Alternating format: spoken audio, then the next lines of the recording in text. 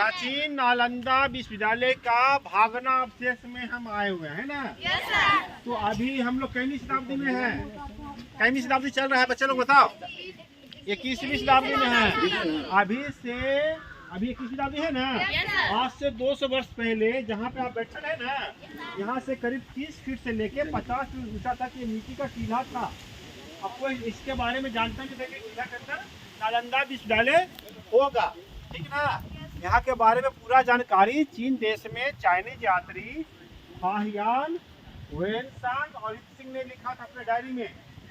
कहा जाता है अभी से 1600 वर्ष पहले 5वीं शताब्दी में चाइनीज यात्री फाहियान आया था। उसने अपने डायरी में लिखा था समुद्रगुप्त का पोता चंद्रगुप्त द्वितीय के पुत्र कुमारगुप्त प्रथम राजा जो मगध राजा था। ये बिहार राज्य का नाम पुराना नाम क्या था? मगध, समझे ना।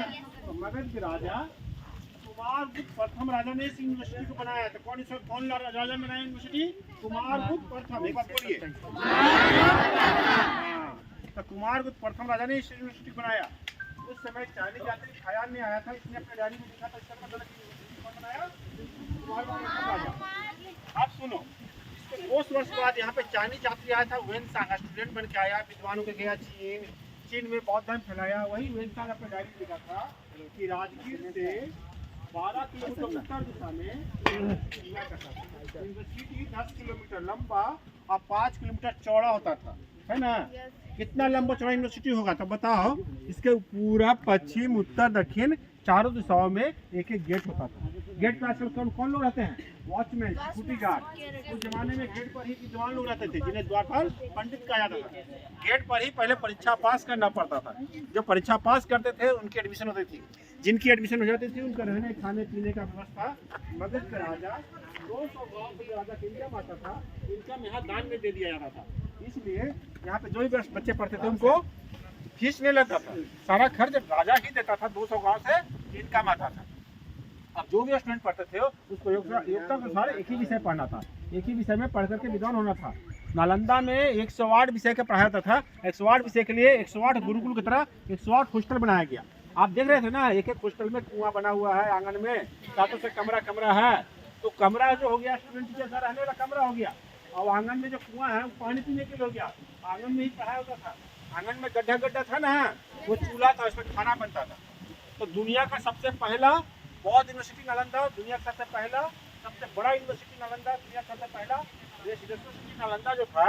ये नालंदा का जो नाम नालंदा है ना, ये संस्कृत शब्द 2 शब्द के मेल से बना है, नालम और दा। नालम मतलब होता है कमल का फूल, जो कि ज्ञान का प्रतीक होता है, मतलब ज्ञान। नालम में क्या होता है? ज्ञान। दान इस होता है देना, कहाँ ज्ञान दान में दिया जाता था। ये ज्ञान देने वाला नालंदा यूनिवर्सिटी बनाया गया था 5वीं शताब्दी में। और ये यूनिवर्सिटी 700 वर्ष तक चला, 12वीं शताब्दी तक चला। 12वीं शताब्दी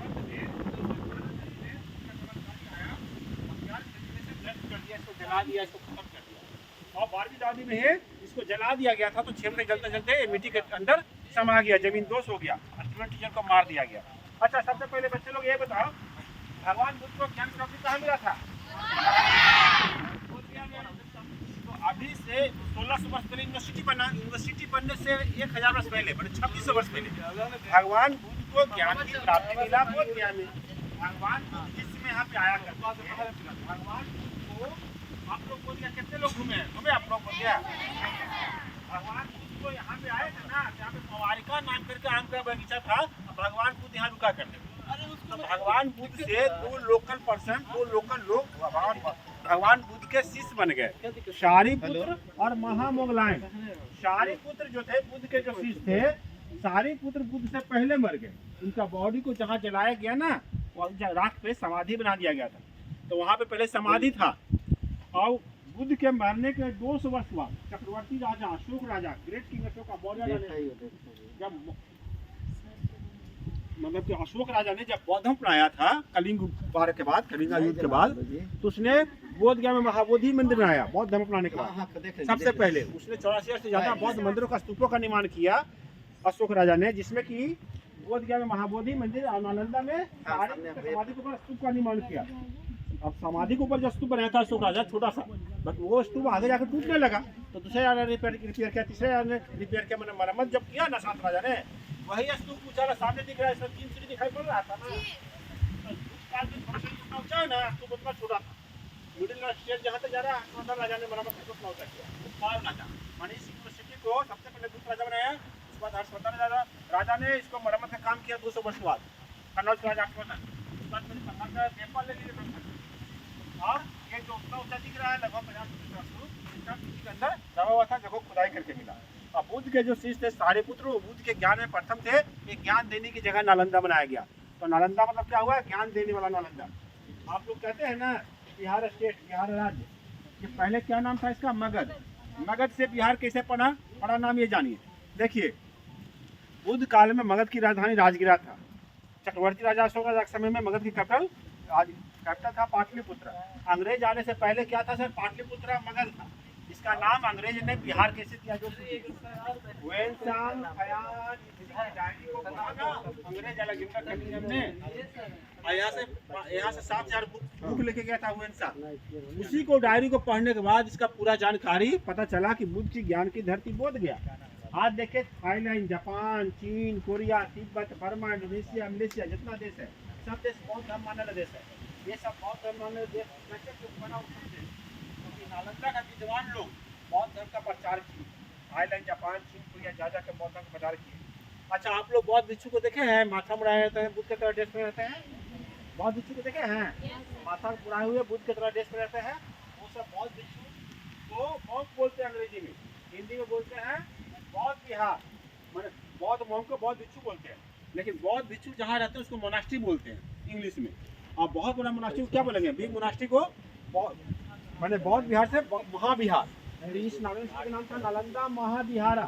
सुनिए नालंदा महाविहारा से ब्रिटिश को जब पता चला कि ज्ञान की धरती बोध गया है, ये नालंदा के विद्वानों ने बौद्ध धर्म को प्रचार किया। इस वजह से जब अंग्रेज आया था ना तब कलकत्ता को नेशनल कोर्ट बनाया था। बंगाल और मगध का रीजन सब इसमें शामिल कर दिया, बंगाल में शामिल कर दिया। अब फिर बाद में पता चल गया तो इसको बुद्ध की ज्ञान की धरती होने की वजह से इस रीजन को सेपरेट किया गया और बौद्ध बिहार से बिहार स्टेट का नाम बिहार पड़ा। 1912 में बिहार राज्य का गठन हुआ। 22 मार्च को मनाते हैं, बिहार नाम पड़ा। बिहार से पहले क्या नाम था इसका? मगध। हो गया ना। अब देखिए गुप्त काल में ये यूनिवर्सिटी बनाया गया 5वीं शताब्दी में। उसमें मगध राज्य में सोने के रुपये पैसे चलते थे। उस जमाने में बैंक नहीं था, लोग धन कहाँ रखा करते थे? जमीन के अंदर छिपा के या कलश में करके जमीन मोटा मोटा दीवार के अंदर। यहाँ देखा ना मोटा मोटा दीवार, कितना मोटा दीवार है। तो अंग्रेजों ने खुदाई किया तो पहले लोग धन खुदाई किया।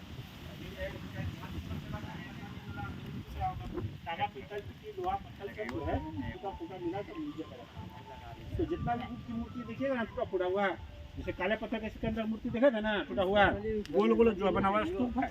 देखिए हिंदू धर्म में क्या है, अगर मनोकामना पूर्ण हो गया तो मंदिर में जाके फूल माला मिठाई प्रसाद चाहते हैं। बौद्ध धर्म में क्या था? स्तूप बनाने का परंपरा। तो जो काले पत्थर के यहाँ पर गोल गोल देखे थे ना, वो 9वीं शताब्दी में काले पत्थर का बुद्ध का मूर्ति और काले पत्थर का स्तूप बनता था मनोकामना पूर्ण होने। इससे पहले ईट का स्तूप बनता था, मैंने ईट का देख रहे हैं चौकोरा गोल बना हुआ, नीचे चौकोर ऊपर गोल स्तूप मनोकामना स्तूप। ठीक है। तो यहाँ पे यूनिवर्सिटी जब 10 किलोमीटर लंबा था, 5 फुट चौड़ा था, तब 108 विषय का 108 हॉस्टल था एक लाइन से। अब हर उसके सामने एक छोटा छोटा मंदिर था। अब फिर 3 हॉस्टल के पीछे एक ऐसा बड़ा मंदिर, फिर 3 हॉस्टल के पीछे एक बड़ा मंदिर ऐसा होता। ठीक है। अभी केवल 10% खुदाई हुआ। तो यही 2 पार्ट मिला, एक तरफ से हॉस्टल एक तरफ से मंदिर। ठीक है ना। अब सुनिए नालंदा के बारे में ये भी इतिहास लिखा हुआ मिला कि यहाँ पे 3 पुस्तकालय भी था। रत्नोदधि रत्नरंजिका 2 पुस्तकालय, रत्नासागर पुस्तकालय 9 फ्लोर का था, 9 तल्ला बिल्डिंग। अब 9 तल्ला बिल्डिंग था तो उस जमाने में सीमेंट तो था नहीं, तो ईंट कैसे जोड़ा जाता था? चूना सुर्खी से। चूना सुर्खी, lime, brick powder, sugarcane juice, ये सब का पेस्ट से ईंट को जोड़ा जाता था। और उस जमाने में क्या था, आपने जैसे ही अंदर आए थे तो गड्ढा गड्ढा रूम देखे थे ना, तो गुप्त राजा बनाया था ना। तो मान लो गुप्त काल का जो मोटा दीवार था 4 फीट से लेकर 12 फीट, छत गिरने लगा 200 वर्ष बाद। हर्षवर्धन ने उसको मिट्टी से भर पूरा कमरे का निर्माण किया। फिर इस पाल राजा ने बनाया। लेकिन मल्टी स्टोरी बिल्डिंग बनाने का टेक्नोलॉजी, बहुमंजिला इमारत बनाने का टेक्नोलॉजी हमारे देश में आया तो सुमात्रा देश से, जिसको अभी हम इंडोनेशिया बोलते हैं। इंडोनेशिया के राजा ने क्या किया, देखा कि यहाँ के छत टूटता है तो मिट्टी भर के पुनः कमरे का निर्माण होता है। उसने क्या किया, लकड़ी का बीम दे करके, सहतीर दे करके 1 तल्ला से 2 तल्ला बिल्डिंग बनाना शुरू किया। जब 2 तल्ला बिल्डिंग बनाना शुरू कर दिया ना, इस तरह से लकड़ी का सहतीर दे के बहुमंजिला इमारत बनने लगा। तो पहला हॉस्टल जो 2 तल्ला बिल्डिंग बना था सुमात्रा की मदद से, वो सीढ़ी वाला के अंदर गए थे आप लोग? हाँ, तो सीढ़ी आगे दिख रहा है ना, वो हॉस्टल पहला बार डबल स्ट्रीट बनने लगा। फिर यहाँ 6 तल्ला 9 तल्ला पुस्तकालय बनने लगा, हर हॉस्टल 3-4 तल्ला का बनने लगा। तो कमरा हॉस्टल के अंदर सीढ़ी बना हुआ देखे थे, अंदर में ऐसा नाला बना हुआ था सीढ़ी, तो वही सारा चीज समझे ना। आप ये बताओ कि 10,000 छात्र लोग पढ़ते होंगे, 10-12 हजार लोग, इतने सारे लोग नहीं खाना बनना पॉसिबल है एक जगह, नहीं ना। तो यहाँ पे खाना जो है 2 हॉस्टल का खाना एक जगह मिला के बनता था, मतलब 2 हॉस्टल के लोग एक साथ कंबाइंड किचन करते थे, है ना। तो 2 हॉस्टल का खाना क्या था, आंगन में ही बनता था। और खाना जो बनता था शुद्ध सात्विक भोजन खाना बनता था। तो चूल्हा पे लकड़ी से चूल्हा बनता था, आग जलता था, तो चूल्हे पे खाना बना और 2 हॉस्टल के लोग साथ में खाना बनाए, एक ही टाइम खाना बनाते थे, एक ही टाइम खाना बनाते थे, एक टाइम खाना खाते थे, पका हुआ खाना, ये सब खाते थे। सूर्यास्त के बाद कुछ भी नहीं खाना पीना होता था। तो जो खाना बनता था, और मान के चलो ये हॉस्टल आयुर्वेदिक मेडिसिन का होगा, तो आयुर्वेदिक दवाइयाँ भी चूल्हे पे बनेगा ना। अब बहुत घर को प्रचार करने के लिए लोग क्या बनाते थे,